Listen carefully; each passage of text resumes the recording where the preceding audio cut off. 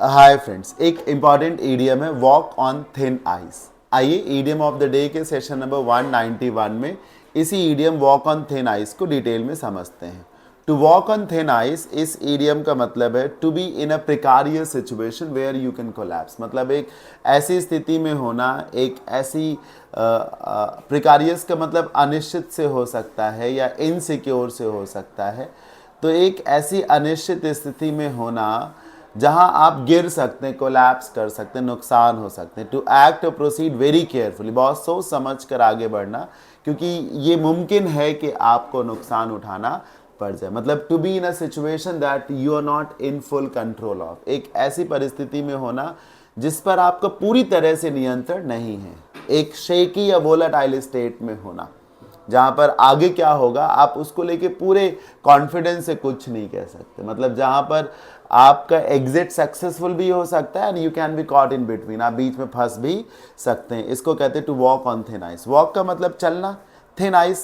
कभी कभी क्या होता है, जब बहुत ठंड पड़ती है तो बर्फ जम जाती है, और जब बर्फ जम जाती है तो ऐसा लगता है कि वो सड़क बन गई और लोग उस पर चलने लगते हैं। लेकिन वही बर्फ टेम्परेचर के बढ़ने पर पिघलने भी शुरू हो जाती है। तो बर्फ क्या परमानेंट सॉलिड है? नहीं ना। बर्फ क्या सच में जमीन है? ऐसा नहीं है ना। वो सिर्फ तभी तक है जब तक हीट नहीं हो रही, जब तक टेम्परेचर नहीं बढ़ रहा है। और फिर लेयर अगर आइस की थिन है तो any time it can break, टूट सकती है। ये देखिए ना, ये देखिए कैसे कैसे आदमी बहुत डर डर के चल रहा है। हो सकता है ये पार भी कर जाए, पर ये भी हो सकता है बीच में कहीं पर ये आइस की जो लेयर है टूट जाए और वो फंस जाए वहां पर। ये देखिए सूरज निकल रहा है, ये देखिए कितना, जैसे जैसे ये व्यक्ति, ये मोहतरमा आगे बढ़ रही है, हल्के हल्के क्रैक्स आ रहे हैं ना। तो ये पॉसिबिलिटी है क्रैक्स ज़्यादा ओपन हो जाए और ये इनका पैर फंस जाए। ये भी पॉसिबिलिटी है कि ये निकलती भी चली जाए। तो मतलब एक ऐसी सिचुएशन में होना जहाँ पर आप सरवाइव भी कर सकते हो और गिर भी सकते हो। To be in a precarious situation, मतलब not in a very safe position. Example से समझिए, by reporting office late every other day, तुम हर दूसरे दिन ऑफिस लेट आ रहे हो, you walking on thin ice.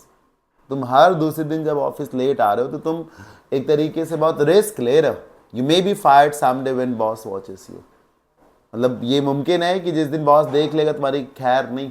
तुम एक रिस्क ले रहे हो, तुम एक खतरा मोल ले रहे हो। Example 2, some compare investing in stock market with walking on thin ice. कुछ लोगों को लगता है स्टॉक मार्केट में निवेश करना मतलब it's like walking on thin ice. उसमें आपका पैसा फंस भी सकता है, निकल भी सकता है, बेनिफिट भी हो सकता है, लेकिन फंस जाए इसकी भी खूब पॉसिबिलिटी है। तो मुझे उम्मीद है ये idiom walk on thin ice आप सबको समझ में आ गया होगा। कैसा लगा आज का ये सेशन मुझे ज़रूर बताइएगा। मिलते हैं ईडियम ऑफ द डे के नेक्स्ट सेशन में। Till then keep learning, bye bye, take care and thank you for watching. Thank you once again.